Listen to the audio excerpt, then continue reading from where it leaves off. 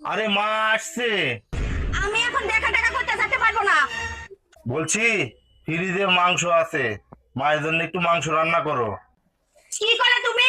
আমি মাংস ভাত রাখতে পারবো না, ওই বাসি ভাত আছে, বাসি ভাতই খাবে। বলছি মা তোমার সঙ্গে দেখা করবে। আচ্ছা ঠিক আছে, দাঁড়াও আমি আসছি।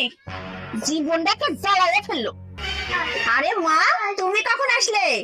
সর তোর নাম আমি নেব না। কে মা, আমি কি করেছি?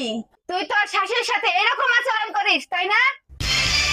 তুই জামাইরে সম্মান করিস না, বাড়ির লোকের দেখতে পারিস না, তোর সমস্যাটা কি? ও মামা, ওসব কথা বাদ দাও না। বাবা কেমন আছে? তুই সর, তোকে মেয়ে বলে পরিচয় দিতে আমার লজ্জা লাগে। ও মা, তুমি এগুলো কি বলছো? আচ্ছা তুই বলতো, তোর শাশুড়ি এখন কোন জায়গায় আছে? আমি বলেছি মা শুনেন, আপনার এই মেয়ের দুঃখে আমার বাবা আর মাকে আমি বৃদ্ধাশ্রমে রেখে আসছি।